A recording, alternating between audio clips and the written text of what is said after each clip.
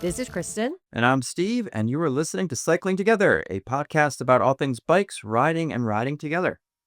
This week, we're going to talk about bike computers.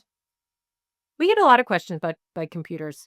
And with the holidays coming, I think it's also a time where people start to think, well, maybe I'll buy a bike computer for someone. So it's really And that good can timing. be a difficult thing to purchase. So sometimes it's not the thing you should be getting somebody, and other times it is a great Perfect. Yeah. Exactly. And then after that, we're going to share some news from the shop. But before we do all of that, I want to revisit our ongoing conversation about e-mountain bikes and if they're ruining mountain biking. Have we said they're ruining mountain biking before? There was an article about it. We talked about it on the show. Oh. There's been articles about it. And then you and I have just regular conversations because that's what we do. We talk about bikes and e-mountain biking and mountain biking all the time. Yep. But I want to bring it up today because we just came home from a fabulous local event. Mm-hmm. And it had a high percentage of e-mountain bikes. Yeah. And it had it because, I mean, beyond obviously people like to ride them, it's an area that you were saying is known to have a bit of a enduro area. It does. It has a really cool enduro area, and so it's self-shuttled.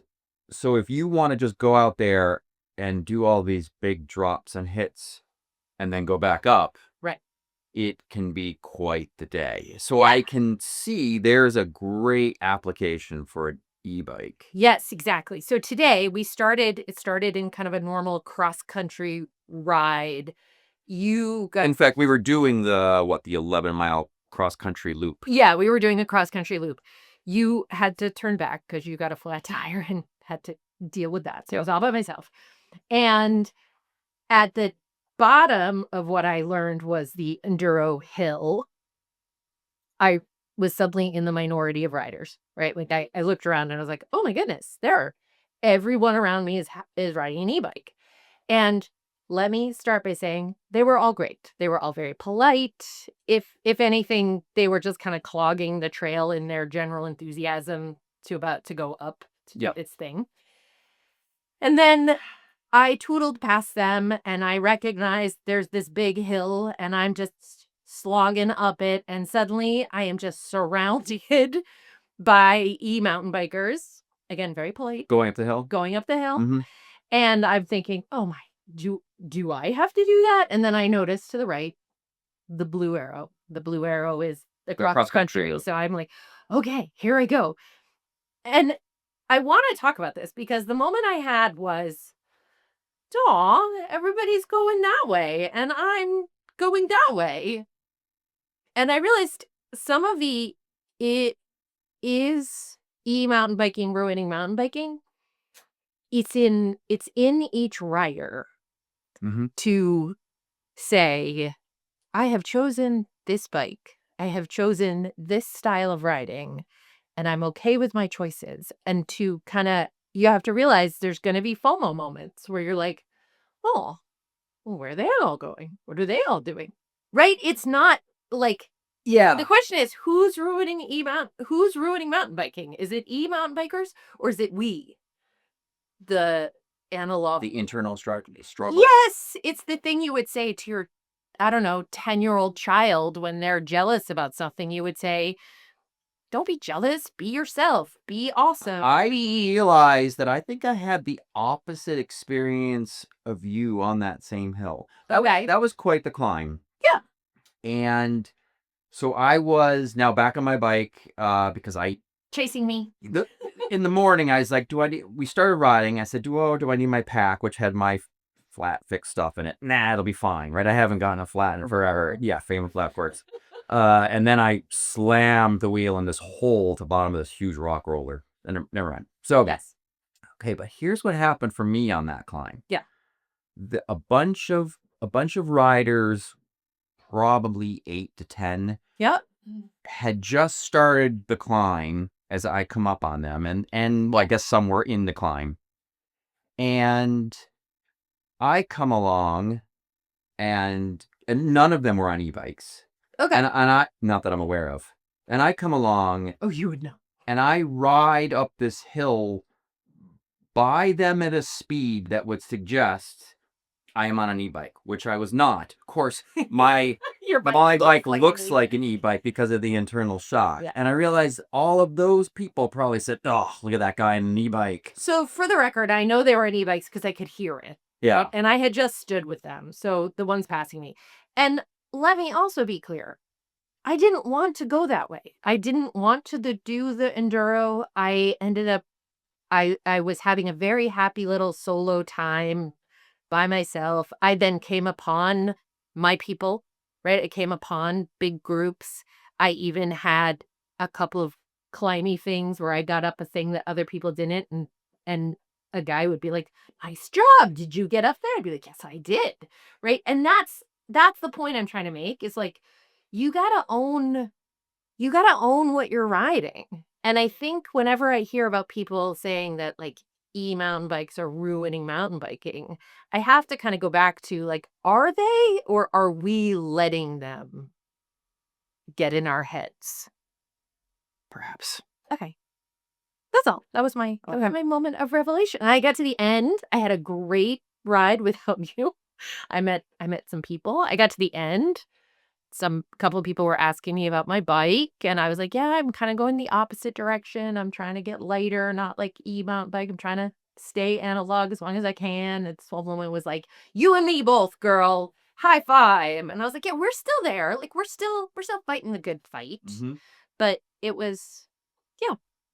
But she even said, she was like, when you do an awesome climb like that on your analog bike, like, yeah, look at that thing you did. She was like, nobody says that to you if you got up it on an e-bike. Yeah, like it's awesome when you of course you got up it, which is not entirely fair either, because if you're a skilled rider, there can still be stuff you gotta navigate just because it's an e-bike. This is Lincoln Woods in Rhode Island, and the course was quite technical. So there was a lot of technical down. There was a lot of technical up. There were some really climbs that require a lot of power. Yep.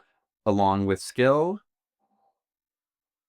But yeah, no, unfortunately, that doesn't matter. If you're on the e-bike, and I don't care if it's rock cheap, then you get no props. Get no props. But it was a great event. But that's okay. And just a reminder of how much we ended up going for work reasons, and we'll talk about that at the end. But I'm so glad we went because it's an area I had not ridden before. Kind of reminded me of around here because I had this like around the lake rocks and roots, and it's our kind of riding.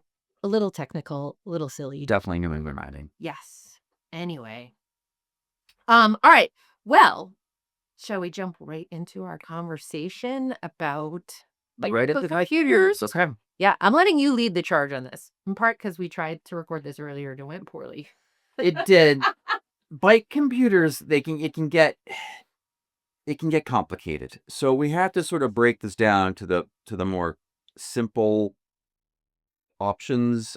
Not simple options, but the simplicity of what you're looking at and the options available. And it can get real squishy when we're talking about apps or apps that attach to computers or apps that are on phones or like it can get really confusing. Yes. This is really want to talk about, do you need a bike computer? What is the benefit of having a dedicated bike computer versus using an app on your phone? Yes. That you have on your handlebars. And some of this can matter what discipline of cycling you're doing.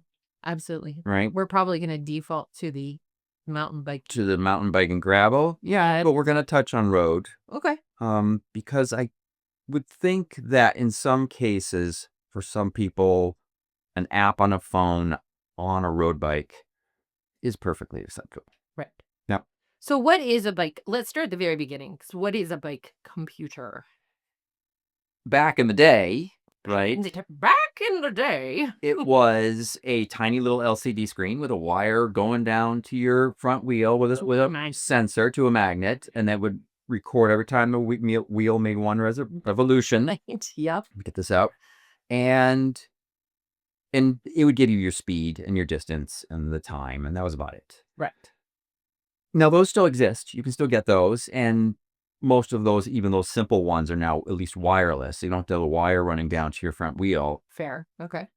But when we're talking about bike computers, certainly in this podcast, we're going to be talking about more of the full-featured GPS units, such as Garmin, Wahoo, Hammerhead, other little players like Brighton, and so forth. So, right. Should we reveal our bias at the beginning of this conversation? yeah, we should probably. We are biased towards Garmin. Well, first of all, we're biased towards computers over phones. Computers over phones. Yes. We use computers, and then we are fully embedded into the Garmin ecosystem. Yeah. Right? Whether it's because we've got computers, we've got watches, we've got lights, the radars, yep, the blood pressure cuff, the scale, and my bike trainer is owned by Garmin. It's Hex. Yeah, and power pedals. Okay. Yeah. So fully embedded, and that's what happens. It's kind of like Apple. Once you kind of start down a path, you do end up being okay. So that's our bias. So where would you like to start on this conversation? Let's start with the pricing, I guess, and the screen size issues. Okay. Kind of why people computer versus phone. Yeah, and those are two big reasons of why somebody might choose a phone app over a dedicated bike computer. Certainly price, because they are not cheap. And well, price meaning I already own my phone, so I don't have to buy anything extra. It's not that my phone was inexpensive, but right, most people have a smartphone, have a phone, and the app may be free. Yeah, all you have to get is a mount for your bike, and you're off and running using one of the popular apps like Strava or Ride with GPS. Right, and the screens are hella big. And the screen's very big. I mean, here's my phone. For those and here's watching us, you can see the difference there. Here's my Garmin, and I have like one of the bigger screens. And yeah, there are days where I'll admit this is not that easy to see. Yeah, so we'll go into the screen size in a minute. But so pricing, to get a GPS computer, you're looking about, at least from a popular brand, at least a minimum of $200. I believe is the cheapest Garmin. And that doesn't get you color maps or anything like that. Or a touch screen? Does it get you a touch screen? It does not get you a touch screen. Okay. Right. And then of course they go all the way up to $600, $700, $800. Yep. So they do get very pricey. I think we tend to keep them for, when we get a new unit, we tend to keep it for probably about 4 years, I would say, to give you an idea of the product cycle and so forth. I usually skip generations. Yeah, we definitely don't get it. I mean, that's in general. We don't get the new things every year, but I would say you're right. We wait until there's been something big, because when those pricier computers, some of it can be screen size, but a lot of it is more the other capabilities, the other things it can do, why it's called a computer and not a ride tracker. Mm-hmm. But some of them have a lot of capability. So yeah, we tend to wait a couple of years. So I just got a Garmin 850 this year, which just came out. And I was previously on the 830, which actually I want to say I probably have had for 5 years at least. Didn't you lose? Garmin does not come out with a new computer every year. It's not like a phone. Okay. So their product cycle is a few years before they'll come out with the next upgraded model. Didn't one of your Garmins go missing? It did. And it was never found. You lost a Garmin. I did, yeah. You took my Garmin, which was the 830. It was the same one.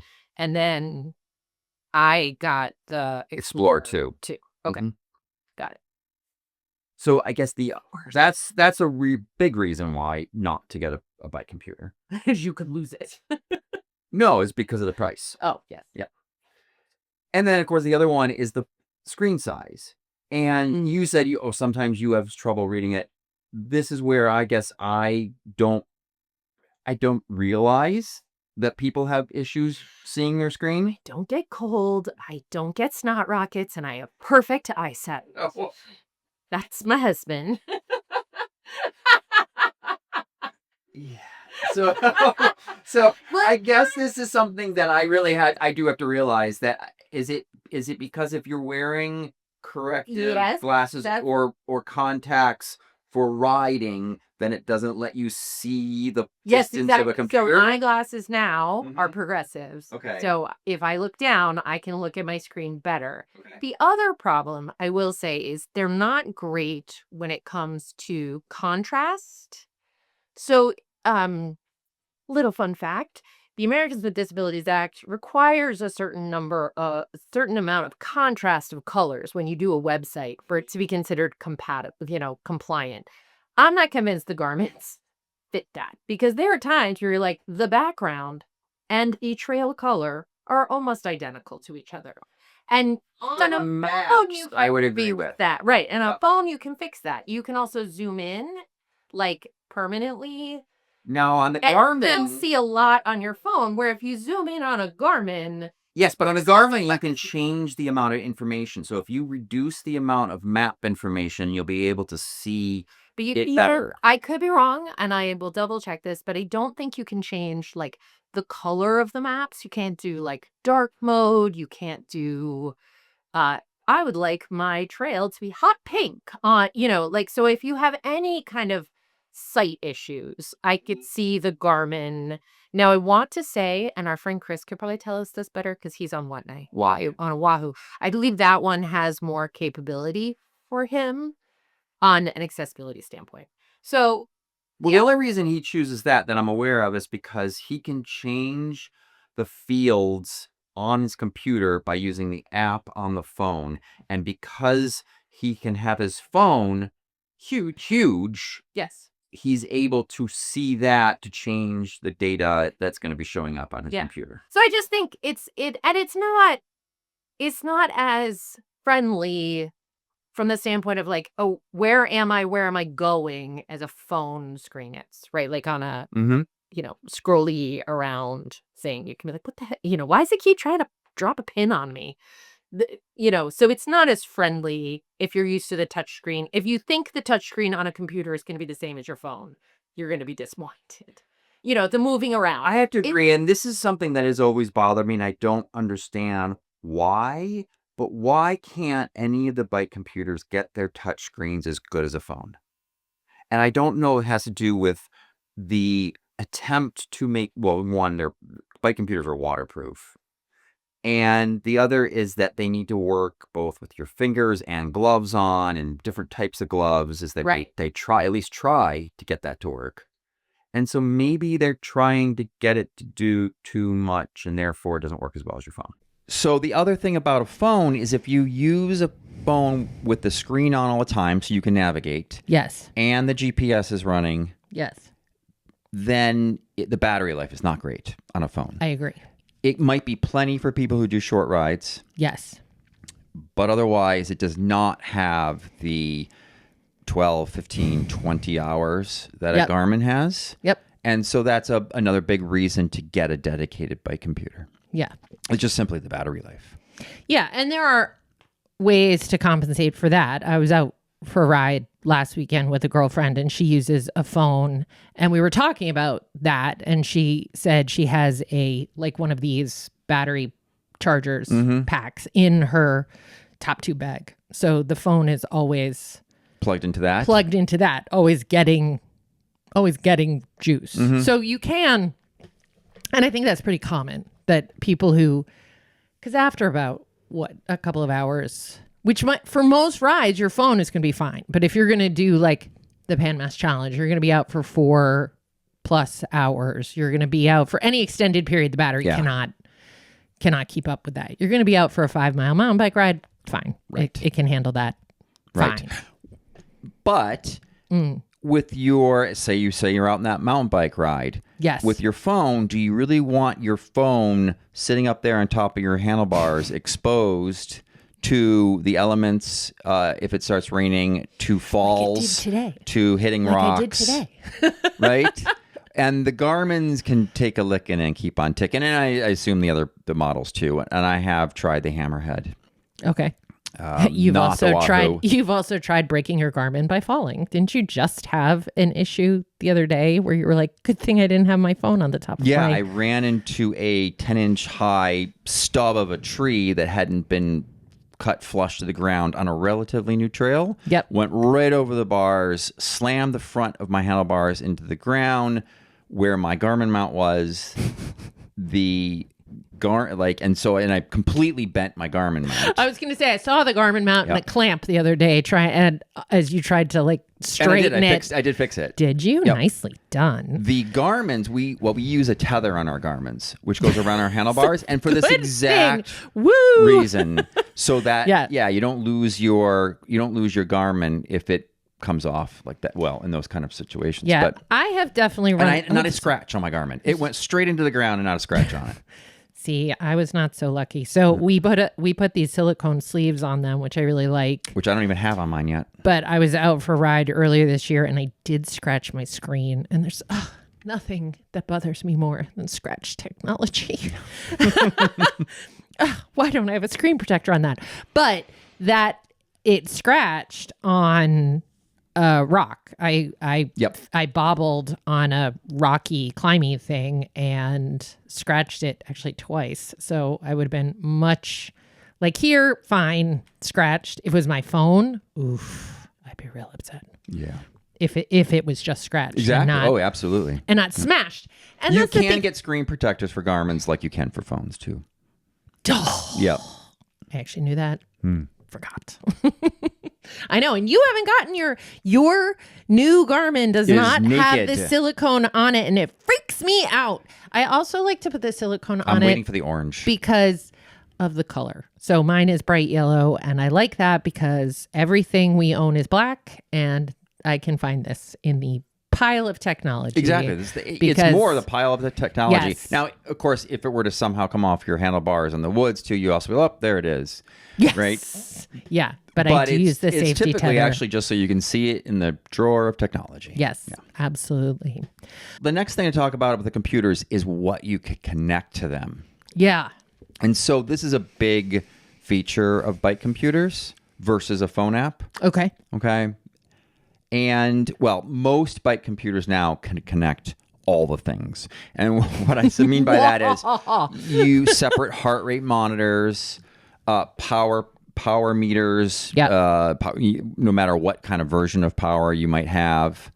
The front lights are sometimes connectable. The rear lights and radars that Garmin and other companies are now making. This is how you end up sucked into the infrastructure of a certain.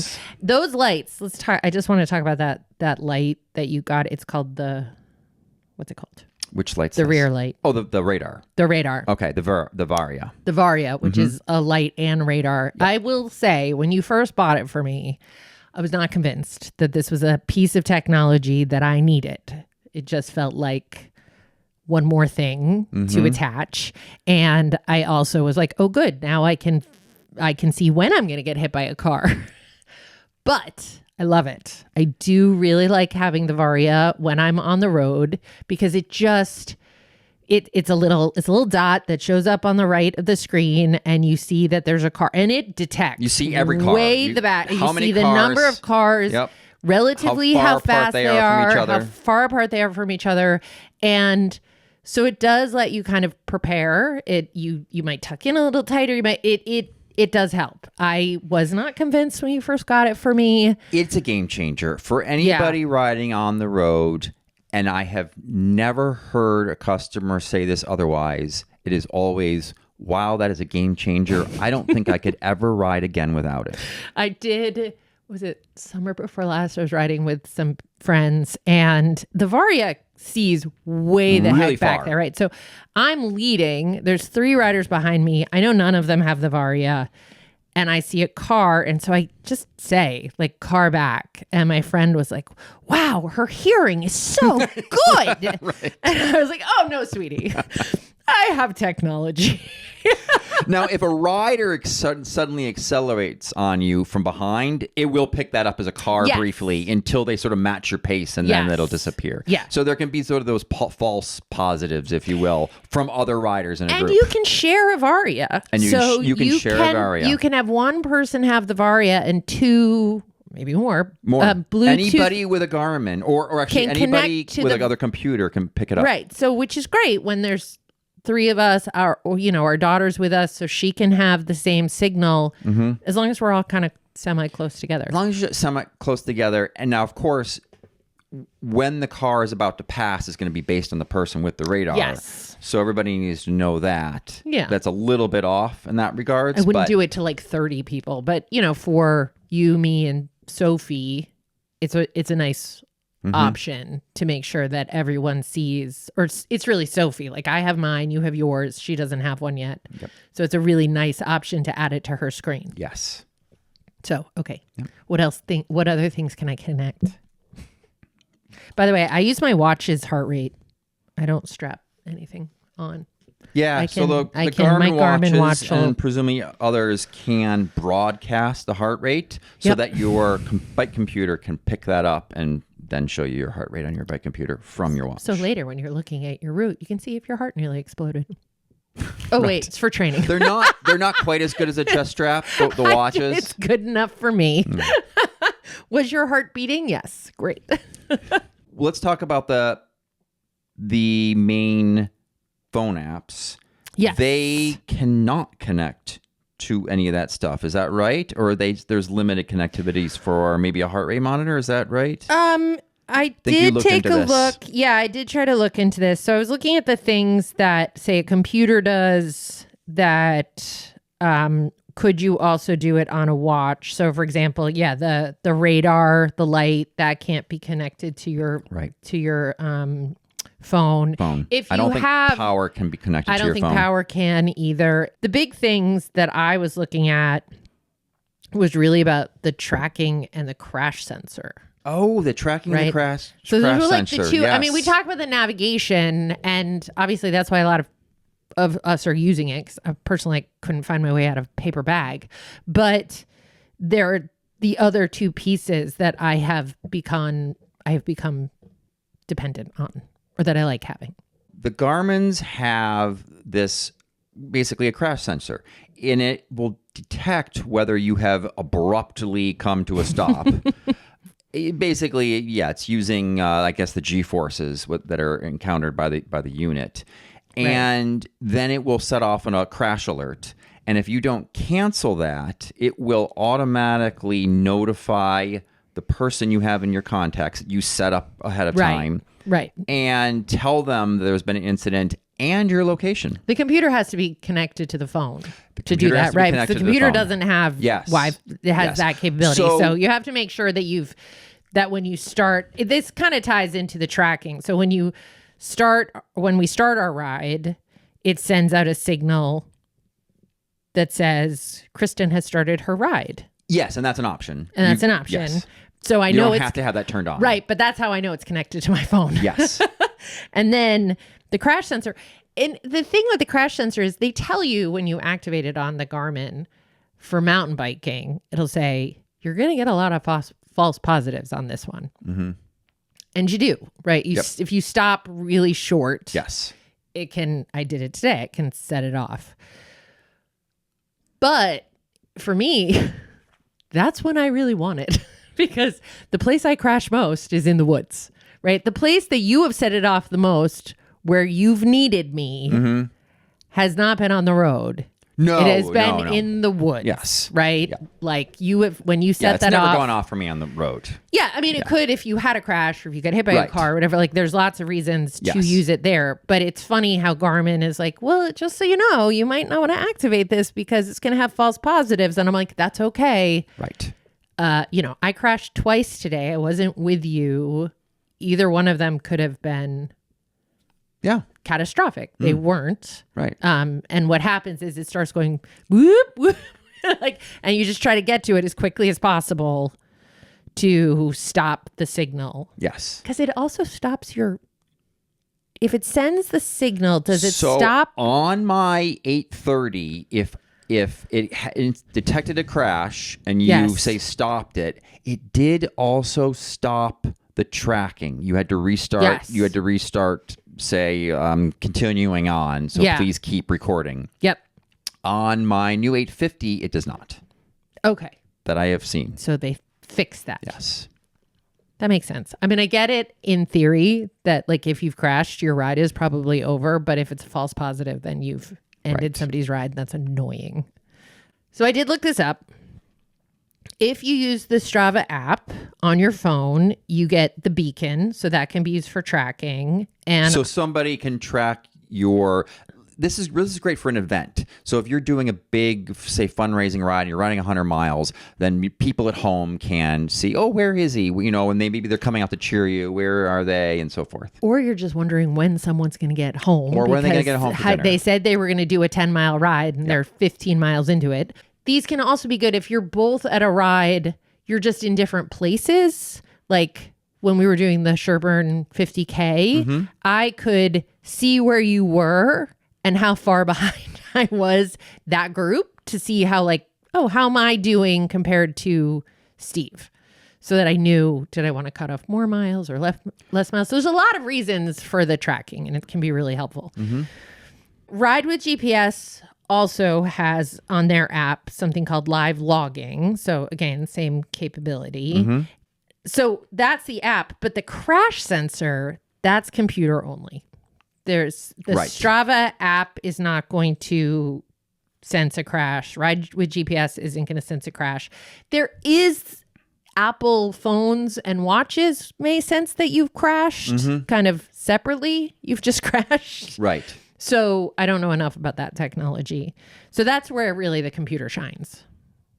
Yes, on those for that safety application. Yeah. Yeah, on those really dedicated things that like you want a computer to be doing.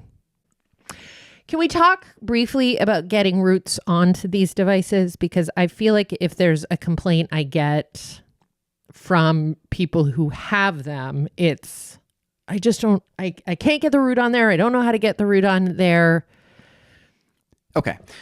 I mean, one of the greatest absolutely could be things user error, about but- the bike computers is the navigation. Yeah. That is That's why I have it. that is the number one reason of why we have the computers and they do so well with putting a route into the computer and then following it. And it will give you turn by turn directions. It will tell you if you're off course. Some of the newer all that ones stuff. say it, don't they? Doesn't yours can say it, like turn right, turn left, like just instead of just a beep beep beep, I believe some of them now use Yes, words. I think you're right. Though if mine can do that, I have yet discovered that. I it will know beep right now. I know that someone I ran into on the Hallowed Road was like, "This is so great," and I just got this new computer. I don't know what he was on. He goes, and it tells me turn left, which is really helpful. Now there can be times when you're in the woods where it'll be like you're off course and you're like I'm really not, like I'm right here, and I think it's just the trees and the satellites. Or sometimes you're like the course is right there, like so I know I'm on the course. So there can be times where people are like I'm so confused. I'm like no, you're fine, like you're fine, just keep riding, it will go course found. It's very exciting. Right. Okay, now how do I get them on the device? So 20 years ago when I got my first Garmin, that was extremely difficult. You were plugging into a computer. You were using a special Garmin program. You're logging in with your AOL account. It was frustrating, actually, because it did not work very well. Of course, that was 20 years ago. Now, today, Yes. because you can still easily buy the 840, say, and at a really good price because it's the outgoing model. Okay. Maybe you can still buy the old 830, but I doubt it. And then, of course, the new 50 series. So the new series, like my 850 and the 550 and the 1050, as long as you just star or pin a route in whatever app you have set up synced with your Garmin's. Okay. So for me, in the Garmin app, I have Trailforks, Strava, Ride with GPS. I was gonna say, let's take a step back. So when you get your computer, you also have an app for your phone, right? There's the Garmin app. The Garmin Connect app. Right. Yes. And you can connect that app to other services. Yes. Right? So you can log into your Ride with GPS account, you can log into your Strava account, you can log into Trailforks. The computer is essentially cross-talking with those third-party services. Right. So if I go into Ride with GPS and I pin a route, as soon as my Garmin syncs with my phone, there's that route. It's magic. Yes. It's the biggest upgrade to getting... I'm going to tell you, the biggest upgrade to these devices is when that magic started happening. Right. Like on my 830, I actually had to... There was a thing called Connect IQ. And so it was this sort of internal second program in the computer, which you would go into there and then you would say, oh, go connect to my Ride with GPS. Yep. It was actually fairly seamless, just a few more steps. Yes. This is way simpler and easier. And I just tested it the other day with Trailforks and with Strava.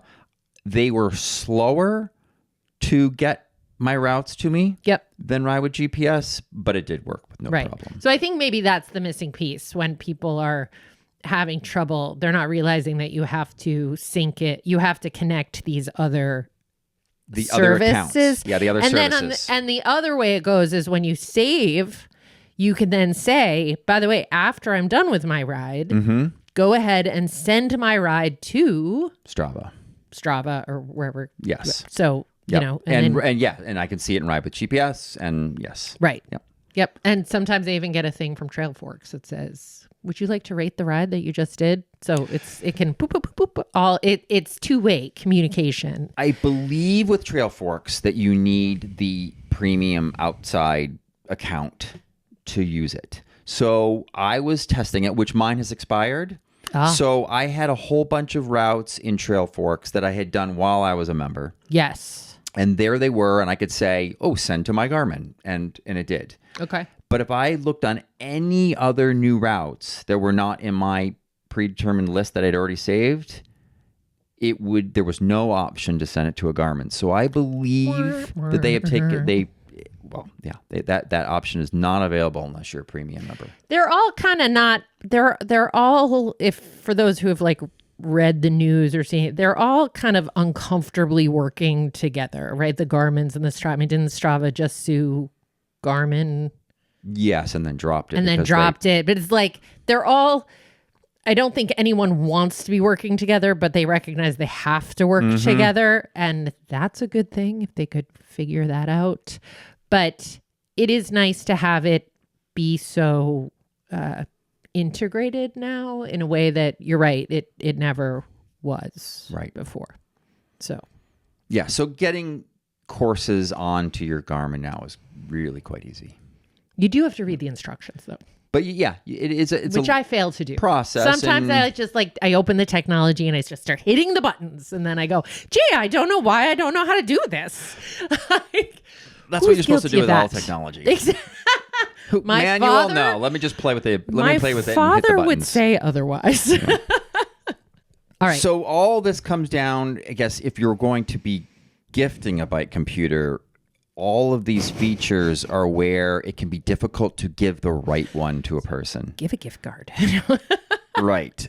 Because you don't want to get a bike computer for somebody as a surprise gift if you don't know what features they want. Yep. And what accessories they might want to connect to it. So do you want to talk about features? So like... Yeah, let's talk go about over our the Garmin's two computers. Itself. Okay. So Garmin makes their cheapest model, I think, is $199. Yes. And it does all of the GPS tracking and recording and can connect to the radar and so forth. It is black and white. It is non-touchscreen. It does not have a color map or a map at all.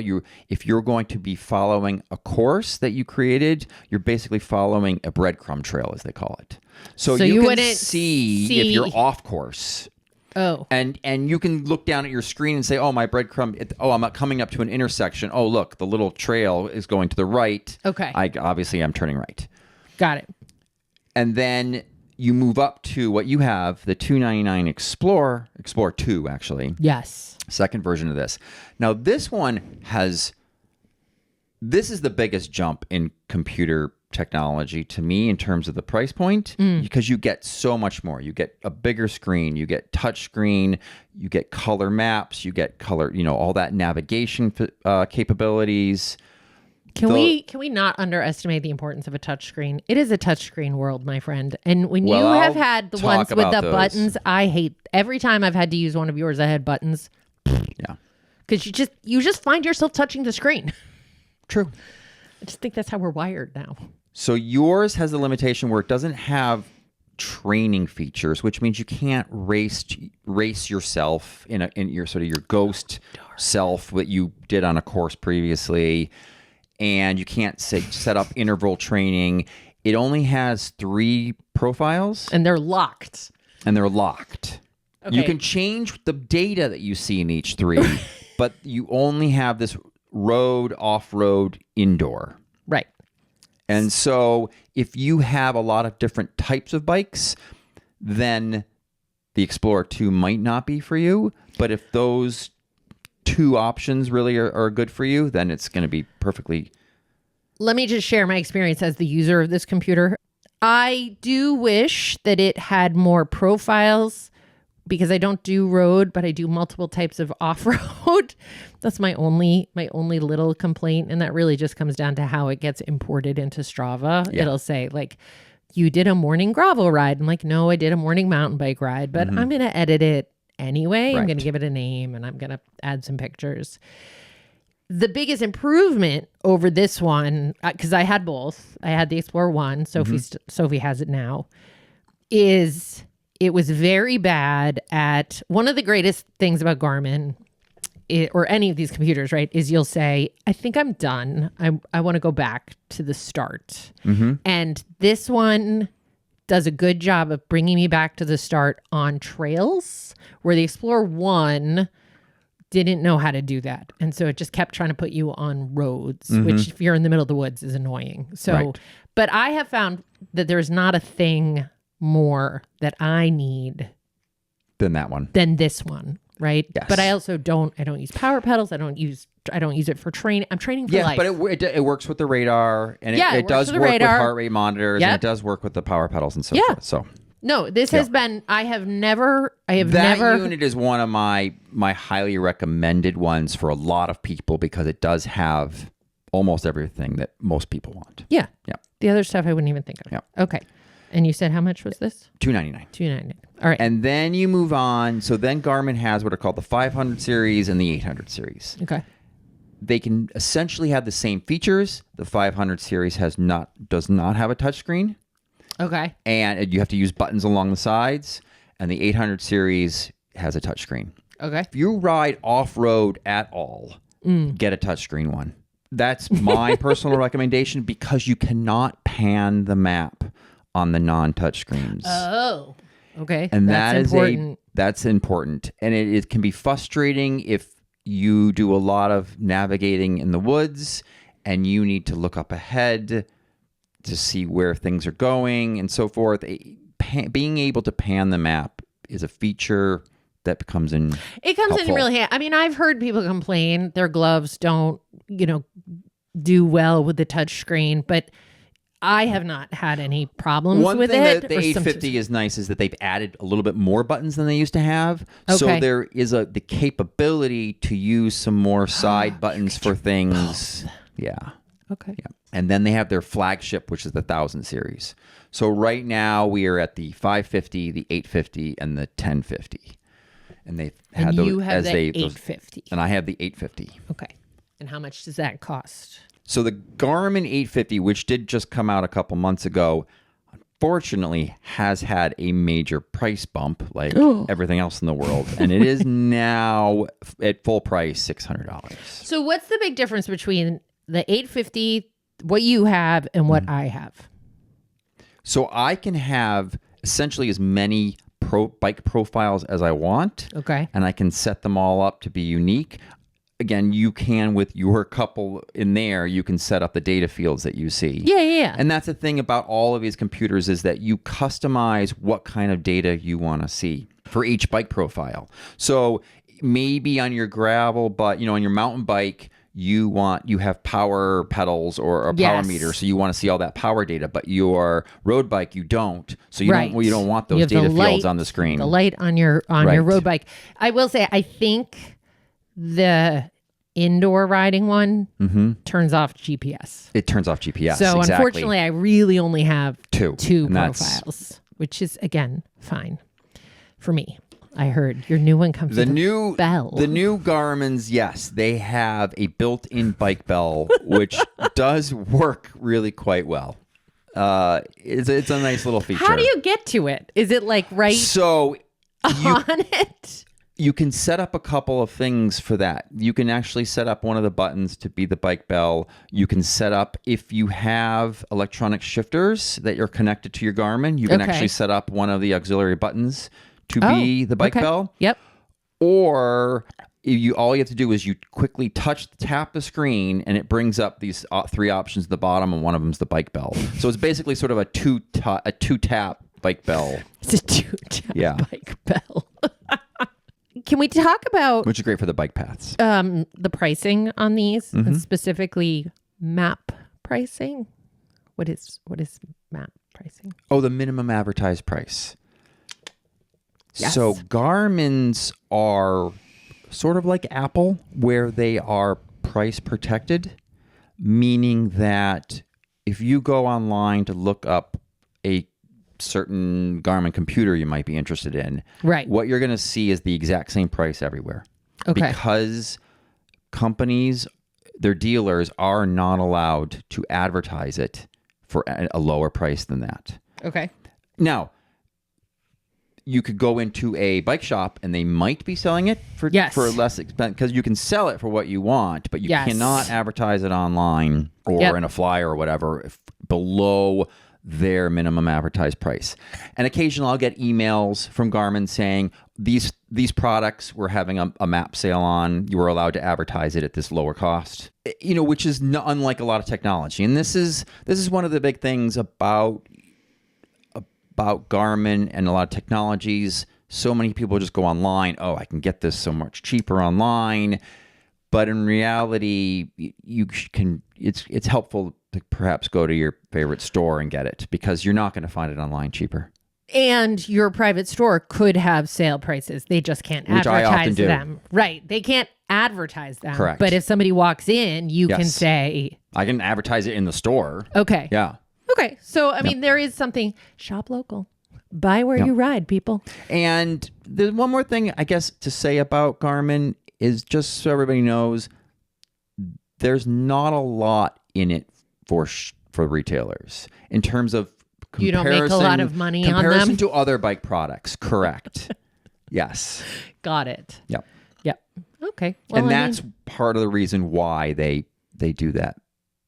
Oh, so there's at least pricing. Something. Yes. There's some reason for you to carry them. Is there anything else you'd like to share with our audience about computers? No, we can certainly, if you have a question or comment, please. Yeah. If you have questions, I'd love to hear also what people who've chosen the other computers, what they, why they made that choice. As I said, I think we ended up in Garmin because you started so long ago. Yeah, I mean, it was essentially the first real GPS computer. Right. And I started so long ago and then just kept on going from there. And then, of course, started buying more Garmin equipment. And we had Garmin's in our car, remember? Wahoo. We had Garmin's everywhere. Right. Wahoo was very popular. Yep. Hammerhead, so the Hammerhead Karoo, that was really bursting onto the scene. And it has and had very good reviews, and so it was really coming along. Then SRAM bought them, and I don't know what that means. It should have jump started its momentum even more, but it seemed to have killed its momentum. And one of the things was that when SRAM bought them, Shimano said no support for you. And so they took away their electronic shifting support.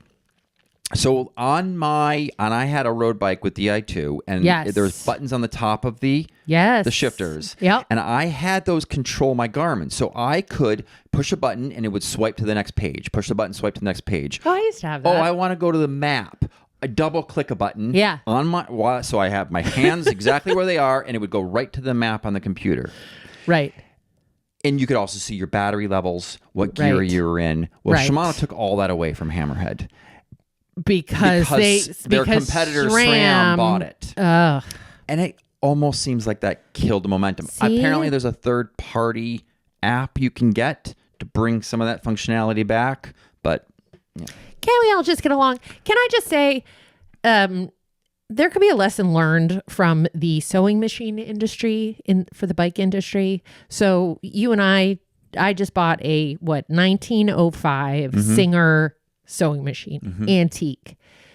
It uses the exact same needles as my current Singer, which, by the way, are universal. I can use the same needle on every sewing machine. A Brother, that's the only name I know. that's really impressive.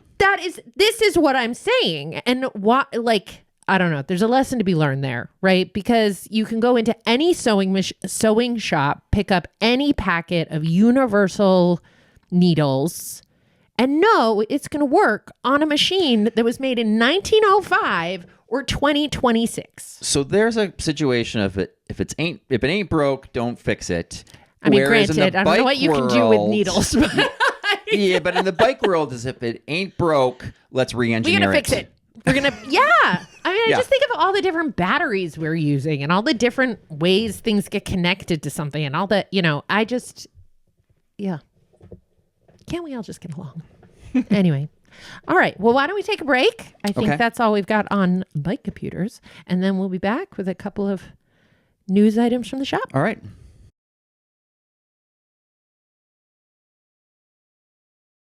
All right, we're back.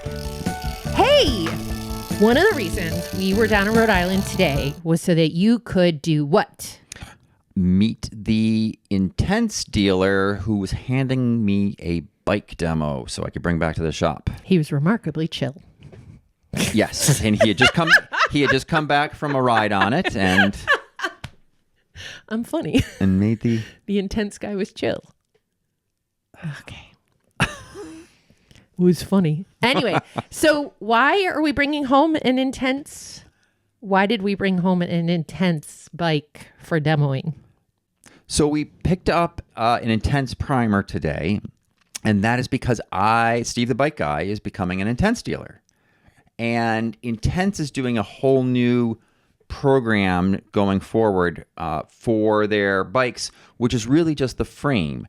So you buy the frame and then you work with a shop to select the parts package which you want. And then the shops are working with the parts distributor, the biggest parts distributor in the country, to get the parts packages that you're going to put on the bike. Okay. And so this allows for more customization. You get the tires you want, and you get the saddle you want, and you get the gearing you want, and all that type of stuff. So all at the same price as of a normal bike. It's the Steve the Bike Guy way. It is the Steve the Bike Guy way. Yes. That's amazing. Tell me about Intense. They are actually a legacy brand, I guess, if you want to call it that. Well, right? I got 'Cause that impression. They have been around for 30 plus years. Okay.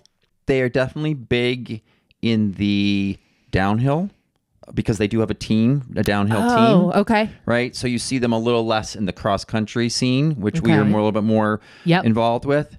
So we It's a got good name. the Intense Primer, Yes. which is a beautiful blue color, and that's a 150 millimeter travel bike.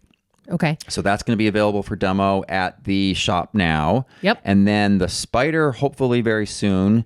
And that's a brand new bike coming for 2026. That comes in 3 different colorways.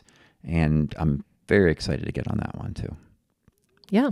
So they've been around forever, but it's tough times in the industry. And It is tough times in the they're industry. trying to find a different path. We're very careful about the brands that we bring in. It sounds like this fits very much with how you like to work with customers and how you like to build bikes. You're Yes. not really a one size fits all kind of shop. Exactly. As you said, I mean, it's tough times. We actually just saw two big brands start to talk about shutting down. Mm-hmm. It's going to be a rough 2026. Yeah. Let's talk about those two brands that are shutting down. One is Gore. That's a Oh, yes. clothing company. Now, Gore makes Gore-Tex? So, yes, Gore makes Gore-Tex. Yes. Or Gore-Tex I think makes it's the, Gore? I believe it's the WL Gore and Company. Okay. So And they've been around a long time. Gore-Tex is not going away. Gore-Tex, you'll still be able to get your shoes Yes, and it's- your boots and whatever. But Yep, they're it's Gore Wear, their cycling clothing division. And it's been around for a long time, and that is being shut down. a bummer because I don't have a lot of brands that I know clothing-wise or that I own that aren't Steve the Bike Guy. Gore's kind of a big one. Like I have is. a lot of our winter gear. They're very much known for their winter gear, yes, because of Gore-Tex. Gore-Tex. That's a bummer. Yeah, I mean, but if you have favorite Gore pieces, I mean, I just looked. There were over 600 different items at the distributor, and Get them while the getting's probably good. a minimum of 25% off. And then Rad Power apparently just made an announcement that their Right. people should be prepared. Oh, so For just the worst. being prepared for the worst? That's how I read it. So Rad Power is an e-bike, more cargo bikes, right? Like more. Yeah, they do cargo bikes, but Well, we do know our friend has one. Right. So, and it's cool. It's a cool little bike. Here's the question I had on this. If you bought a bike recently from a brand that is going away, what do you do? biggest thing to think about is, are there certain parts on your bike that you may need replacements for that are so proprietary? Okay. And if that's the case, and so if you have an opportunity where the brand might be shutting down, Right, 'cause they're- see if you can get a few of those parts. Okay. You know, but a lot of cases, these brands just sort of shut down. You didn't realize it was going to happen. I mean, I presume your bike shop might also have those parts for a little while if you bought it. From Well, a no, Hey, Rad Power is direct to consumer, so they're not going to have that. They only sell these parts on their website. Got it. With a full suspension mountain bike, it a lot of times are pivot bolts. Okay. And that can be, and in some cases, derailleur hangers. Usually, Wheels Manufacturing makes a replacement, but they don't make 100% of all hangers that have ever existed. So that might be something to think about looking into and getting. And then other parts on your bike might be covered by other warranties. Like if you have a Rock Shocks. Yeah, that's all covered by fork, separate or if warranties. you have Don't worry about that. An e-battery from. No. So like Rad Power is all going to be, who knows who makes their motors and who knows who makes their batteries. okay. There's no recourse on that. If something goes wrong with that, you're done. Yeah. Well, moment of silence for Gore and fingers crossed for Rad Power. We are, before our next episode, we are going to be at the Turkey Afterburner. That is our last event of 2025. We can come up with another one somewhere. It's the last organized event that I am responsible for setting anything up at. Right. But if you're in the area and you can get out to Turkey Afterburner, highly recommend. Yes. It's a great event. Hale Education has great trails, and Southeast NEMBA does a really nice job with this event. They do, and they cut a lot of wood, and the pyros chuck that wood on that fire to it's just an inferno. And I heard there's going to be a stage for the bands with a multiple. S? Ooh. Yes, bands multiple. So there's going to be live music. There's Fingers food trucks. crossed for good weather, because this time of year It's tricky. it could be snowing for all we Could know. be snowing. So that's the Saturday after Thanksgiving. But yeah, highlight of the season. So I'm looking forward to that. And then I can't believe it. 2025 is coming to an end, just like this episode. Oh! Oh, look at that transition. All right. Cycling Together with Kristin and Steve is a production of Steve the Bike Guy, an independent bicycle shop in Eastern Massachusetts, and Sundin Marketing. If you like the show, please leave a review or share with a friend. For show notes, links, or to leave a comment, question, or topic suggestion, please visit cyclingtogether.bike. You can follow the shop on Facebook, Instagram, YouTube, TikTok. I'll find some others at Steve the Bike Guy. All right. Thanks for joining the ride. Bye. See you next time.